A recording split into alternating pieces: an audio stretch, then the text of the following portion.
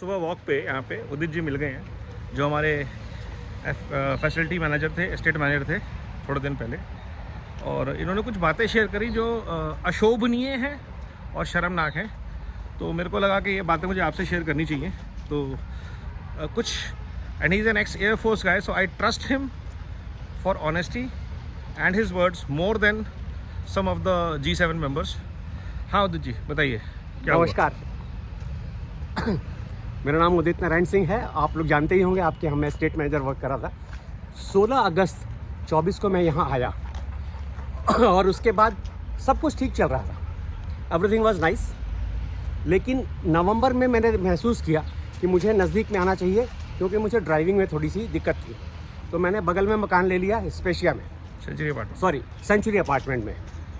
तो मिस्टर यादव जी मेरे से मिल गए मंदिर पे, धर्मवीर यादव जी, और कहने लगे कि उदित जी मेरे को ये मकान 1 महीने के लिए दे दीजिए आप। मैंने कहा क्यों सर? कहने लगे मेरे किसी दोस्त के लड़के की शादी है और 1 महीने का जो किराया है डायरेक्टली मैं आपके ओनर को ट्रांसफ़र कर दूंगा, आप चिंता मत कीजिए। और क्योंकि मेरे ही जान पहचान के एक मिस्टर यादव जो है वहाँ प्रेसिडेंट हैं, तो आपको कोई टेंशन लेने की ज़रूरत नहीं है। और आपका जो आने जाने का खर्चा है कितना आता है? मैंने बताया कि लगभग 110 मेरा आने का, ऑटो का 110 जाने का, 220 रुपये खर्चा है। कहने लगभग 5000 हो गया, ये मैं आपको पे कर दूंगा। मैंने कहा कोई दिक्कत नहीं सर, आप कर लीजिए। मैं 15 दिसंबर को यहाँ शिफ्ट किया। फिर इन्होंने नो डाउट डायरेक्टली खुद पे किया या किसी से पे करवाया, मकान मालिक को मेरे 1 महीने का किराया पे किया। लेकिन जब मैंने अपनी 5000 की बात की, जब मैंने अपने 5000 की बात की, तो उस समय तक ये के सेक्रेटरी बन चुके थे। कहने लगे यार तुम सेक्रेटरी से 5000 रुपये मांग रहे हो, और इवन अपने प्रेसिडेंट साहब वहाँ सामने बैठे हुए थे, इनसे काफ़ी बहस हो। कहने लगे नहीं, मैं अब ये 5000 नहीं देने वाला, आप डायरेक्टली जाके मांगिए। सेक्रेटरी से 5000 मैंने कहा अजीब बात है, मतलब सच में समझ में नहीं आई, और मेरी काफ़ी बहस हो गई। उस गर्मी में इन्होंने बोला तुम शायद मेरे को जानते नहीं हो, मैं तुम्हें देख लूँगा। यहाँ से स्टोरी स्टार्ट होती है।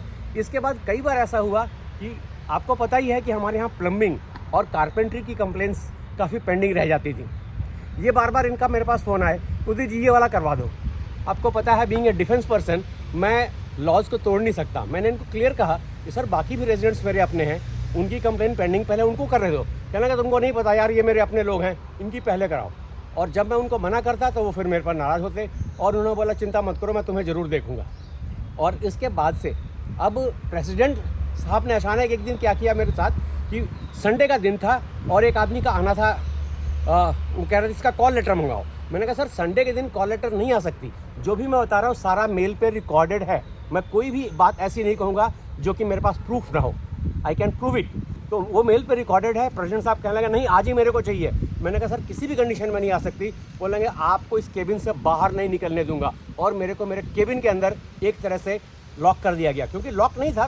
कहने का मेरा मतलब लॉक एंड की नहीं था, लेकिन उन्होंने क्लियरली बोला कि तुम तब तक घर नहीं जाओगे जब तक कि तुम वहाँ से अपने क्वेस्ट से एक मेरे को वो ऑफर लेटर मंगवा कर नहीं देते। हमारे स्टेट मैनेजर की तो ये मैंने कहा सर कैसे आप अजीब बात कर रहे हो, क्या आप यहाँ के मतलब। मैंने फिर लास्ट में उनको क्लियर किया सर अगर आप इस तरह से बदतमीजी करेंगे मेरे साथ तो मुझे पुलिस को बुलाना पड़ेगा, और पुलिस के साथ फिर मैं वहाँ फिर उन्होंने थोड़े से नरम हुए। पता नहीं शायद बीपी की प्रॉब्लम है, क्या प्रॉब्लम मुझे नहीं पता, लेकिन बिल्कुल शांत हो गए। फिर मैं घर गया। मैं अगले दिन आशा कर रहा था कि शायद मेरे पर नाराज़ होंगे कि कल क्यों ये बदतमीजी हुई, लेकिन वो बहुत ही नॉर्मल में थे, और मेरे पास आके बोले उदित कल की बात भूल जाओ, अभी तुम्हें चिंता की जरूरत नहीं। मैंने कहा सर धर्मवीर यादव तो रोज़ मेरे को करते हैं। बोले यार उनको छोड़ दो, उनकी बातें वो वैसे ही हैं, आप चिंता मत करो। और ये चीज़ें मेरे पास फ़ोन पे रिकॉर्डेड हैं कि उन्होंने मेरे से कहा यस ये बात भूल जाओ और तुम्हारी कोई गलती नहीं है, तुम बिंदास होकर काम करो। मैं अपना काम करता रहा। 28 तारीख को अचानक पता नहीं क्या हुआ, मुझे नहीं पता रात में क्या हुआ, बार बार मैं इनसे पूछ रहा हूँ लेकिन कोई मेरे को जवाब नहीं दे रहा। जब मैं सवेरे 28 फरवरी के काम करके गया और जब 1 मार्च को आया हूँ तो मुझे गेट पे ह्यूमिलेट करके कहा गया कि आप अंदर नहीं जा सकते, योर एंट्री इज रिस्ट्रिक्टेड। मैंने पूछा क्यों, मैंने ऐसा क्या कर दिया कि एकदम अचानक रातों रात, मेरे को बताओ तो सही। कहने लगे आप प्रेसिडेंट से बात कीजिए। जब मैंने उसी समय प्रेसिडेंट को फ़ोन लगाया तो प्रेसिडेंट साहब का कहना था उदित मैं तो यहाँ अभी हूँ नहीं, शायद धर्मवीर यादव जी ने कुछ किया है, आप उनसे बात कर लो। ये हाल है। मैंने कहा सर आप प्रेसिडेंट के स्टेट मैनेजर के, जो हमारे लिए फैसिलिटीज़ को मैनेज करते हैं, उनका एओ के साथ व्यवहार। फिर एओ कंप्लेंट करती है कि हमारे खिलाफ लोग लीगल एक्शन ले रहे हैं। यहाँ पे काम विम्स एंड फैंसी से चल रहे हैं। जिसके मन में जो आ रहा है, कोई सिस्टम नहीं, कोई प्रोसेस फॉलो नहीं करना, और यही हम कंप्लेंट करते रहते हैं तो लोग बोलते हैं जी आप सिर्फ यहाँ पे बातों का बतंगड़ बनाते हैं। बातों का बतंगड़ ही बनाते, बतंगड़ जो बनते हैं उन पे बातें की जाती हैं। हाँ जी सर, फिर क्या हुआ? जब मैंने प्रेसिडेंट साहब से कहा कि सर आप प्रेसिडेंट है, बिना आपके नॉलेज के आप यहाँ हैं नहीं, और ये एक्शन ले लिया गया, कुछ रूल्स एंड रेगुलेशन भी तो होंगे। मेरे को कोई नोटिस नहीं दिया गया, मेरे को कोई भी वार्निंग नहीं है, अब तक मेरा सारा काम बढ़िया है, और पिछले एओ में भी कोई वार्निंग नहीं मेरे पास। कहने लगे नहीं आप बीच में, हाँ एक छोटी सी चीज़ है, बार बार उनका एक ये कहना था कि हमसे पहले जो मिस्टर अविनाश दीक्षित थे वो पहले चोरी यहाँ से करते थे, यहाँ से सामान लेके जाते थे, आप उनसे बात मत कीजिए। उन्होंने जब कहा, मैंने कहा ठीक है सर, हमारी बात बंद हो गई। लेकिन एक दिन उन्होंने मेरे को बोला कि फ़ोन दिखाओ अपना। मैंने उनको फ़ोन दिखाया तो उन्होंने बोला देखिए अविनाश दीक्षित का नंबर आपके फ़ोन में। मैंने कहा सर फ़ोन में नंबर है, क्योंकि वो प्रेस से हैं तो इसमें कहने लगे नहीं आप इसको और उन्होंने खुद अपने हाथों से मेरे मोबाइल के प्रेसिडेंट ने मेरे हाथों से उनके अविनाश दीक्षित के मोबाइल को, दिसंबर की बात है, और दिसंबर के उस डिलीट करने के बाद से कोई भी चेक कर सकता है। इवन मैं अपना फ़ोन देने को तैयार हूँ, मैं सब कुछ रेडी चल रहा है, ये चल रहा है एलबी में। इतना पैशन, इतनी कमिटमेंट से हमारे इश्यूज़ को रिजॉल्व करने के लिए रजिस्ट्री के लिए कोई नहीं गया, आरपी के पास कोई नहीं गया, इनके साथ स्कोर सेटल किया जा रहा है। क्यों भाई? और इसलिए क्योंकि अपने एंगल सेट करने हैं, अपने लोग सेट करने हैं। कौन समाज सेवा के काम को इतने पर्सनल पैशन से करता है, समझ रहे हैं आप? देखिए, हाँ 28 तारीख की शाम को मेरे को पता था कि मार्च आने वाला है, तो हमारे एसी सारे हुए, तो मैं एसी रूम में उसको सब कुछ ठीक करा करके, और जस्ट वहाँ इंस्पेक्शन पे था, मेरे साथ और भी लोग थे, मेरा पैर फिसला और मेरे बाएं पैर में थोड़ी चोट आ गई। चोट आने की वजह से दर्द बहुत ज़्यादा था। मैं अपने आया केबिन में आने के बाद मैंने पेन किलर मंगाया, खाया, थोड़ा सा ऑइंटमेंट मंगाया, लगाया, और लगाने लगे, बट पेन किलर कंट्रोल नहीं हो रहा था। मेरे पास रिकॉर्डेड है, मैंने 3 कॉल प्रेसिडेंट साहब को किए, 3 कॉल मैंने मिस्टर डेमला को किए, इसके बाद 2 कॉल मैंने किए मिस्टर मनमोहन बघेल को, किसी ने फ़ोन नहीं उठाया। बाद में मुझे पता चला कि शायद पुलिस आई हुई है किसी चक्कर में, और वो सारे लोग वहाँ पे बिजी हैं। मिस्टर डेमला का फिर मेरे पास रिवर्ट आया कि मिस्टर सिंह क्या दिक्कत है। मैंने बताया कि सर पैर में चोट है, मैं घर जाना चाहता हूँ, और मेरी छुट्टी होती शाम को 6 बजे, और ये घटना है शाम को 3 बजे की। मैंने कहा सर दिक्कत बहुत ज़्यादा है, तो मैं घर पे जाके इसको थोड़ा सिकाई वगैरह करना चाहता हूँ। This is how you treat an honest ex arm forces person who is duty bound to his job, who is dedicated, who is committed. और ये फिर बाद में कहा जाता है कि हमारी इंटेंशन पे डाउट मत कीजिए, हम गलत काम नहीं कर रहे।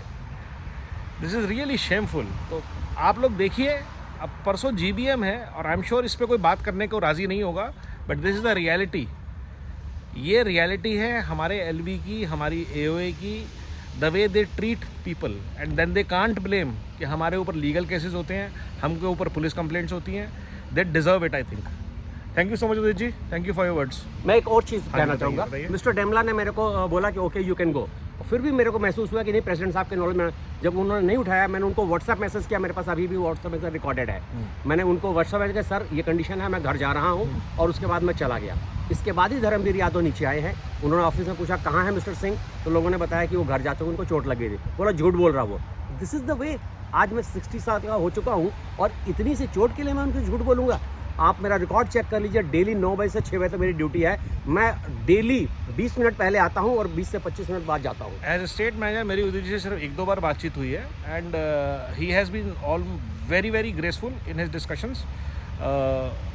मौजी साहब ने भी मेरे को एक बार इनसे मिलवाया था, और very open to understanding the problems and coming out to with a resolution. ऐसे लोग अगर LB से निकाल दिए जाते हैं और किसी के फेवर करके किसी लोगों को लाया जाता है डबल ट्रिपल सैलरीज पे, तो ये चिंता का विषय होना चाहिए हम सब के लिए। और नेक्स्ट डे मुझे 1 तारीख को घुसने नहीं दिया गया अंदर, ह्यूमिलेट किया गया, और मेरे को गेट से ही भगा दिया गया। मैं वापस गया, सब कुछ बात हुई प्रेसिडेंट साहब से, और प्रेसिडेंट साहब का वही कह रहा था कि वो तो यादव जी एक्शन ले चुके हैं, और रातों रात किसी का इंटरव्यू कर लिया गया, रातों रात एक आदमी को रख लिया गया। मतलब मैंने ऐसा, मैं बार बार पूछ रहा हूँ, मुझे बताओ तो सही, ऐसा 28 तारीख की रात में क्या हो गया अचानक? मैंने कौन सा ब्लंडर कर दिया कि मुझे बिना किसी इन्फॉर्मेशन के, बिना किसी नोटिस के, बिना किसी चीज़ के कहने लगा नहीं आप अपने प्रेस से बात कीजिए, you are responsible for press. That's the thing. मैं केवल हाथ जोड़ के एक ही प्रार्थना करूँगा कि आप सब लोगों को अगर लगे कि यस मैं सही हूँ, आप मेरा साथ दीजिए। अगर आपको लगे मैं गलत हूँ, बिल्कुल नहीं चाहता, कोई फेवर मैं किसी का नहीं चाहता हूँ। हाँ, अगर मैं सही हूँ तो yes please favour me. Thank you. Thank you. Thank you जी, thank you for this Thank you. Warm discussion. तो ये हाल है दोस्तों, सोचिए, विचार कीजिए।